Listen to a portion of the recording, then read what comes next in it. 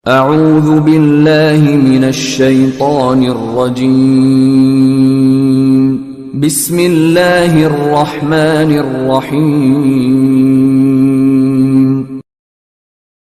Sudah menjadi sunnatullah, peraturan yang Allah terapkan di alam semesta ini. Dan kalau kita bicara lebih merucut lagi adalah dalam kehidupan, fenomena kehidupan kita manusia. Allah ciptakan berpasang-pasangan. Ada muda, tua, ada laki-laki, ada perempuan, ada siang, ada malam, ya. Ada lapar, ada kenyang, kemudian juga ada sehat dan ada sakit, ya. Ada hidup, ada mati, ya. Ada dunia, ada akhirat, dan ada akhirnya nanti surga dan ada neraka. Orang yang memahami apa yang sedang saya sampaikan tadi, maka hidupnya akan selalu tentram dan bahagia saja. Karena dia tahu pada saat dia kenyang, satu waktu dia akan lapar. Atau pada saat dia lapar, dia juga akan kenyang. Kalau dia sekarang tiba di siang hari, dia pasti akan tiba di malam hari. Pada saat dia sehat, satu waktu juga dia akan sakit. Tidak ada orang, teman-teman sekalian, melalui kehidupan di muka bumi ini tidak pernah sakit. Tidak mungkin. Mustahil. Cuma tergantung kadar ringan atau beratnya penyakit itu. Kalau penyakit-penyakit yang umumnya terjadi, demam, flu, orang semuanya melaluinya. Tidak mungkin di muka bumi ada orang yang tidak pernah flu, demam, sakit kepala, sakit gigi. Orang semua laluin masalah itu. Ya. Maka ini adalah umum sebagai bentuk salah satu fenomena yang memang lazim terjadi. Kalau ada penyakit-penyakit kronis, ya, teman-teman medis tentu sudah tahu tentang bagaimana bahayanya dan pasti juga dipelajari tentang sebab-sebabnya. Karena memang ini terjadi, ya, karena ada unsur campur tangan si orang yang terjangkit tersebut. Jadi itu Allah SWT jelaskan juga dalam Al-Quran sebagaimana akan kita paparkan nanti. Cuma teman-teman sekalian, kalau kita pahami tadi apa yang saya katakan itu, insya Allah kita akan lebih ringan melalui kehidupan muka bumi ini. Makanya kata Nabi SAW, ajaban li amri mu'min, wa la yakunu dzalika illa li mu'min. Sungguh mengagumkan perkaranya orang beriman. Dan itu tidak dimiliki kecuali orang yang beriman. In asabah sarra syakar. Kalau dia mendapatkan nikmat, dia selalu bersyukur. Ada makanan, ada minuman, sehat, dan segala macam hal, alhamdulillah. Wa in asabah darra sabar. Kalau dia diberikan cobaan, dia bersabar. Kenapa? Karena dia memahami bahwasanya nikmat yang sedang ada, itu ada pasangannya, yaitu cobaan. Jadi pada saat dia, ya, meletakkan syukur di timbangan agar nikmat selalu ada dan bertambah, maka dia letakkan di timbangan yang sebelahnya agar selalu seimbang, sabar pada saat cobaan datang. Ini baru, ya, kehidupan dia akan berimbang. Bisa dia melalui kehidupan ini dengan sangat baik, tentram, makmur, semuanya baik. Makanya kata Nabi SAW, sungguh mengagumkan perkara orang beriman. Bahkan dalam riwayat dikatakan, inna amra kullu khair, semua kehidupannya baik. Apakah nikmat sedang ada, apakah cobaan sedang datang. Karena dia tahu kata kuncinya, ini nikmat datang, syukuri. Cobaan datang, dia bersabar. Lebih jauh daripada itu teman-teman sekalian, yang bisa mengobati sekali. Kalau seseorang lagi menghadapi permasalahan yang berat, kalau kita bicara penyakit kronis, utang yang banyak, dan segala macam hal yang mungkin tidak umum, bukan semua orang melaluinya. Maka kalau dia tahu, Allah Subhanahu wa Ta'ala biasa berikan dia rasa penyesalan, ya, dan dia tahu sebenarnya dia sedang salah, tinggal kata kuncinya, taubat, kembali kepada Allah Subhanahu wa Ta'ala. Demi Allah teman-teman sekalian, dengan taubat nasuha yang tulus, Allah bisa ubah keadaan dia dari terpuruk, dari penyakit kronis, dari segala macam fitnah yang tertuduh kepada dia, kepada kebaikan-kebaikan. Allah ubah semua keadaan-keadaan tersebut menjadi lebih baik. Hanya taubat nasuha. Kata Nabi SAW, at-taubah tajubbu ma qablah. Taubat akan membersihkan semua yang lalu-lalu itu, termasuk bekas-bekasnya.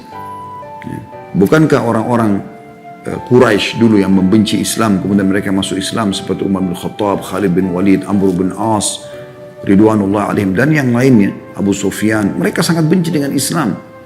Tapi setelah dia masuk Islam, dia taubat nasuha, orang gak mengenang lagi masa lalunya. Orang lebih banyak mengetahui tentang kelebihan dia. Dan Allah SWT mengubah itu keadaannya. Juga teman-teman sekalian, kita tahu dunia ini akan kita lalui. Seberat apapun cobaan bisa kita lalui. Allah SWT mengingatkan tentang kehidupan dunia yang toh kita akan lalui. Tidak selamanya kita dalam penderitaan tersebut. Ya. Allah mengatakan dalam surah Al-Ankabut ayat 64, وَمَا الْحَيَاةُ الدُّنْيَا إِلَّا لَهُ وَلَعِبٌ. Kehidupan dunia ini hanya senda gurau dan hanya permainan semata. Dalam surah Al-Hadid ayat 20, Allah juga mengingatkan, A'udzubillahi minasyaitonirrajim, wa mal hayatud dunya illa mata'ul ghurur. Tidaklah kehidupan dunia ini melainkan hanya kesenangan yang palsu saja. Dan Nabi SAW mengingatkan ini untuk menjadi muqaddimah, pembukaan bagaimana nanti kita pada saat masuk ke bahasan-bahasan masalah penyakit, kita merasa semuanya ringan sebenarnya, sangat ringan. Seberat apapun cobaan tersebut. Kata Nabi SAW, ma'ana fid dunya illa karakibin istadhalla tahta syajaratin thumma raha wa tarakaha. Perumpamaan aku dengan dunia ini.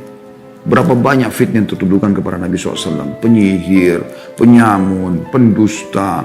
Walaupun sebenarnya beliau tidak begitu. Belum lagi setelah kekuatan Islam sudah mulai kuat, di dalam kubu Islam sendiri muncul orang-orang munafik yang terus menyakiti Nabi SAW, memfitnah istrinya Aisyah radhiyallahu anha yang suci dan mulia berzina dengan Safwan radhiyallahu anhu, kemudian menyusahkan umatnya karena mengajak berperang di musim panas dan segala macam hal. Fitnah-fitnah mereka sebarkan. Tapi subhanallah, Nabi SAW menggambarkan semua itu akan berlalu. Kata beliau, tidaklah aku di dunia ini melainkan seperti pengendara yang sedang penat bernaung di bawah sebuah pohon, kemudian ia akan pergi dan meninggalkannya. Hadis sahih diriwayatkan oleh Tirmidzi, gitu kan? Dan dalam hadis lain beliau bersabda, "Lau kanatid dunya ta'dilu 'indallahi janaha ba'udah, ma saka kafiran minha syarbata ma."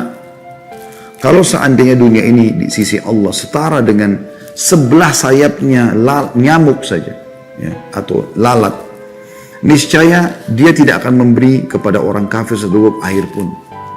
Tapi Allah SWT masih memberikan orang kafir, orang yang maksiat, rezeki. Karena bagi Allah itu kecil sekali.